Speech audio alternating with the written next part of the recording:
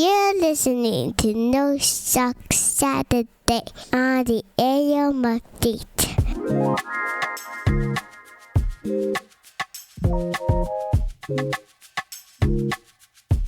Can't wait for another round of Ask Izzy coming up in just a few minutes. What is wrong with you?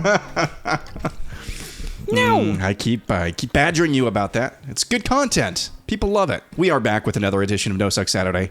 An Ask Izzy-less No Suck Saturday. We do have our continuing study of Mere Christianity coming up after we tell you about 5 stories we think objectively don't suck. Bella, you ready to get going? Let's do it. All right, I'm going to begin with mine. That's what it means when I say I'm going to begin.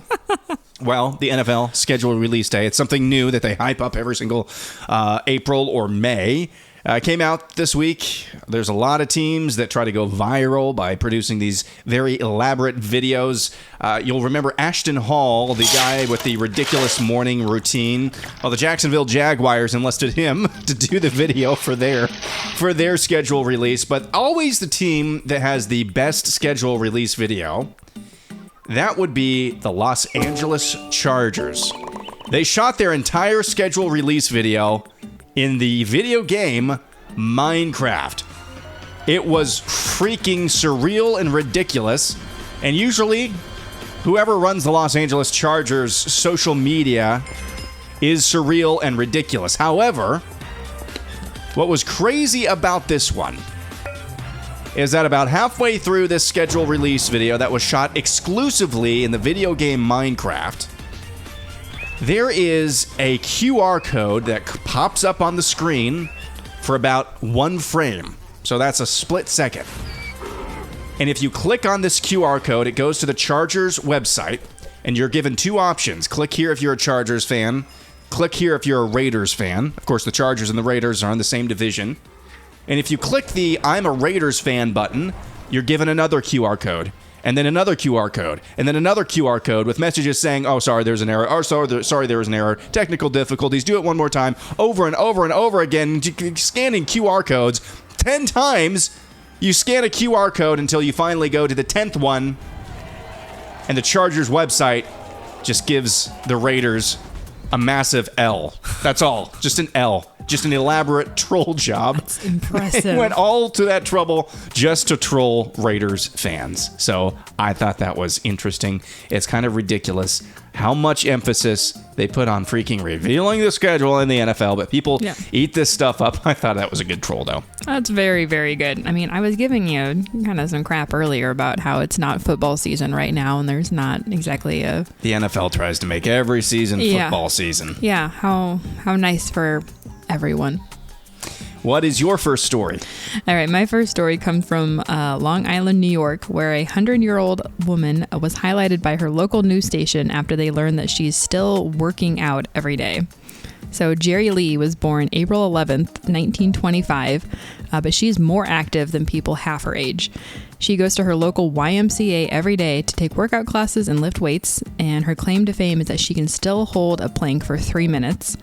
And in the interview I watched, she had a conversation with a news anchor while she was holding the plank and wasn't even out of breath. Like, it was super easy for her. Wow. She said she stays active, eats healthy food, but still makes room for cake every now and then. She hopes others will see her story and be inspired to start being more active. And her message to others is, you can do it even at 100. Keep moving, keep going. So I was just inspired by her because I love working out and I love being active, but I honestly hadn't given any thought to potentially working out in my golden years, but now I kind of want to. Good for her. How old was that? 100. 100. Yeah. We almost have gravy. the same birthday because my birthday's April 10th, hers is April 11th. That's amazing. Well, yeah. Maybe you can follow her in her footsteps. Maybe. Well, my next story is this. A boy who couldn't wear shoes until the age of 13 due to a childhood injury that left his feet deformed has had a life-changing surgery. Courtesy of the floating medical charity ship that is Mercy Ships, 14-year-old Tara can now wear sneakers for the first time in his life and play football with his friends. That's soccer in America. From a fishing village near Manakara, Madagascar, Tara's family was unable to pay for any significant treatment after he accidentally tipped over a pot of boiling water onto his left leg when he was 1. He suffered third-degree burns that fused his leg to his ankle. Ooh. Even though he recovered without medical intervention, the way his ankle healed limited movement. With no means to pay for hospital care, his family had previously sought out 3 traditional healers, each one offering their own remedies, but nothing seemed to work. His mother then learned that the international hospital charity Mercy Ships had docked Africa Mercy in Madagascar. When volunteers from Mercy Ships spoke to Tara's mother about free surgery on board, she wrapped Tara's baby brother on her back and embarked on a 2-day journey with her children to the ship. Tara received an appointment on African Mercy and underwent surgery to release the burn contracture on June 27th of last year. He can now wear shoes for the first time since he was an infant. Wow, that's incredible. I've heard about this charity before. They do some incredible work. Yeah, just floating around the world. Yeah. And trying to heal people to the best of their abilities. Yeah, that's pretty cool. That's a good story. My second story does not segue super well from that nice uplifting story. This one's just a funny one. It just made me laugh. Oh, my next one's a funny one.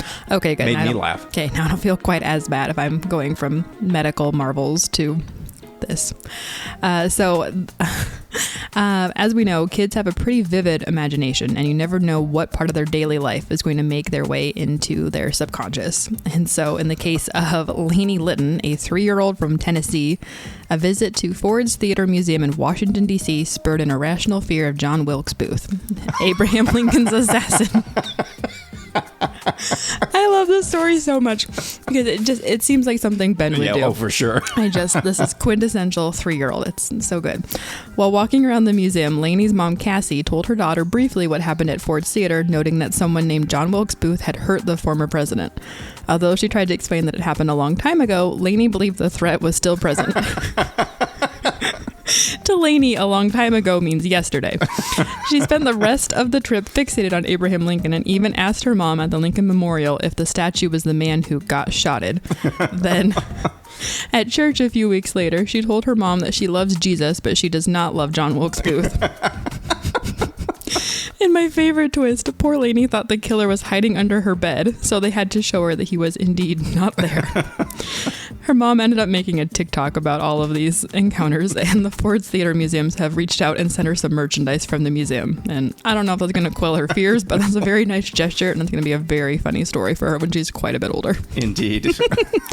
I remember a few weeks, it's been about a couple months ago now. Yeah. I mentioned in passing that somebody random had dropped off some donuts for our, basically our tenants, our landlords. We sublease at the day job. And we didn't know who, but I'd mentioned to you in passing it was kind of a bizarre story because we didn't know who. But Ben had overheard that conversation, and I think for the next few days he was convinced that when Daddy leaves for the day, he just goes and eats donuts. Right, without him. Yes. And doesn't bring donuts back for him. It's true. I love the way little kids' brains work. I really do. But hopefully, poor Lainey can get some sleep soon. This one is not necessarily good news. It's funny, kind of like that one. This is a TikTok that went viral this week. This is not okay. This is a man with the green screen or whatever you call that behind him, talking over B-roll footage of men working in a coal mine. We have grown men still working in mines underground. It's 2025, and look at this. We have progressed so much as a society that this is not okay. We need more women in the mines. I am a feminist. I believe that women can do just as good a job as men can. Just as good a job. Women in the mines. This is not okay. This is such a sexist thing that only the men are doing this. Where are the women? We need the women. Do you believe in women? I believe in women. Things like that demonstrate the absurdity of out of control. What would you call it? the belief of sameness instead of equalness. Correct. I will not be going down to the mines anytime soon. You will not. I will not. Okay. It's pretty definitive. Well, when we come back, we'll be going down the rabbit hole of mere Christianity while we're at the end of Book 2. The chapter is called Practical, the Practical Conclusion. We'll talk about that next.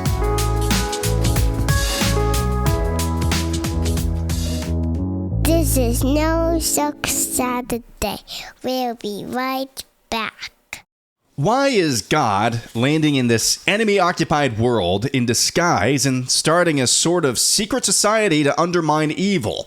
Why is he not landing in force, invading it? Is it that he's not strong enough? Well, Christians think he is going to land in force. We don't know when, but we can guess why he is delaying. He wants to give us the chance of joining his side freely.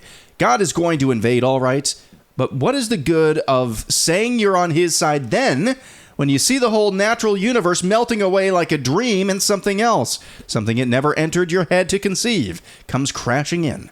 Something so beautiful to some of us and so terrible to others that none of us will have any choice left. For this time, it'll be God without disguise, something so overwhelming that it'll strike either irresistible love or irresistible horror into every creature. It'll be too late to decide your side. There is no use in saying you can choose to lie down when it has become impossible to stand up. That will not be the time for choosing. It'll be the time when we discover which side we really have chosen, whether we realized it before or not. Now, today, this moment, is our chance to choose the right side. God is holding back to give us that chance. It won't last forever. We must take it or leave it. Chapter 5 in Book 2 of Mere Christianity is called The Practical Conclusion. And we continue our study there. First question, I'll take this one. What do baptism, belief, and communion have to do with passing on the new life of Christ?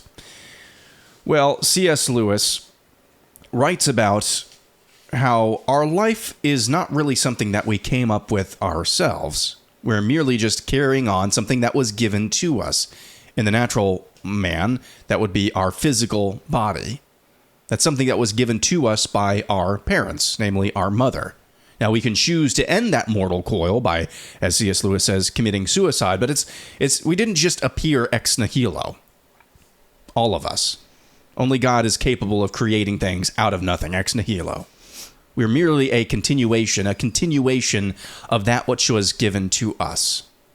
On the topic of the sacraments, baptism, belief, communion, what do they have to do with passing on the new life of Christ? Well, it's the same idea of continuation. C.S. Lewis doesn't believe in once saved, always saved. You've heard that term bandied about. It's a pretty popular belief amongst a lot of evangelicals in the United States. C.S. Lewis believed you could lose your salvation.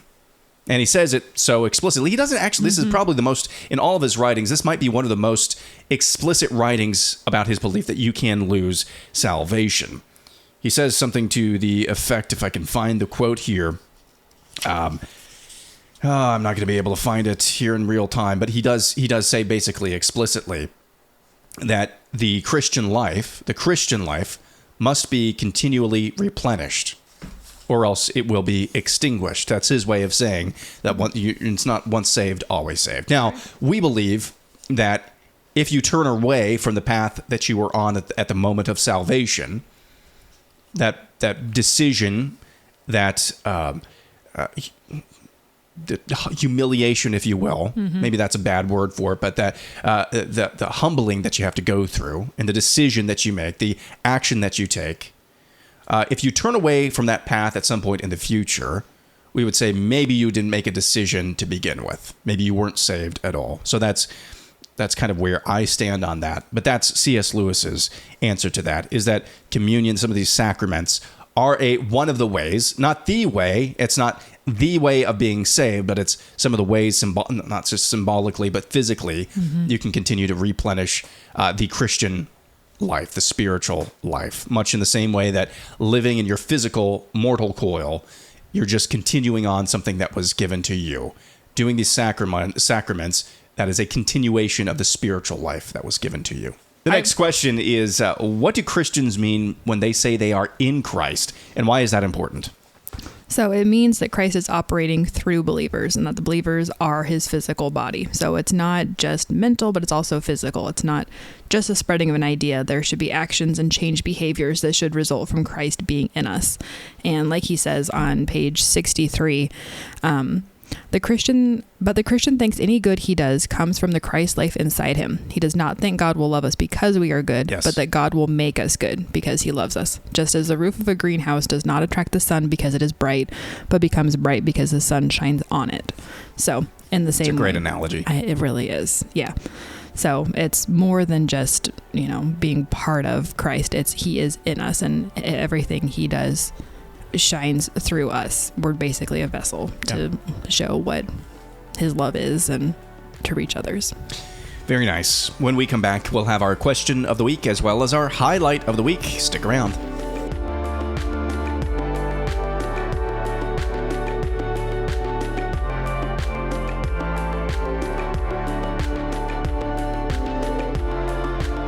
Back for one final segment on No Suck Saturday. This is the time of the show each week where we share our highlight of the week as well as the question of the week. Bella, you go first this week. All right. My highlight is that Ben got to go down and spend a day with your mom and dad, which was fun. Hasn't been able to do that for a little bit just because of scheduling things. So that was a huge blessing to have him down there. He absolutely loved it. He has not stopped talking about it ever since. And Abby and I had a blast. Just the two of us. Haven't had a girls' day for a while. We got to go do some fun things, and I forgot just how easy it is to do stuff with just one child. Yes. It was really, really nice. Target was a lot less stressful just trying to get one child in the cart versus two. And while he was gone, I think she just was excited to have more attention. So she actually started taking a couple of her first steps, which was very, very fun to see. Especially because Ben was a little bit of a later walker, so I wasn't really sure where she was going to fall. But the day she turned 13 months, she was like, okay, I can do this. Now, it's not consistent. We'll still do like 3 or 4 steps and fall down. But She could walk across the room if she wanted to. Yeah, I think she just likes power crawling everywhere. But yeah, that was definitely the highlight. Yeah, I'd have to say it's somewhere there as well. And seems like a weird highlight, but we had to discipline Ben one time this week for being a little rough with her, and it wasn't rough out of I don't know what I'm doing. It was intentional. Oh, yeah, he looked at her. And he pushed looked her at down. her, pushed her down.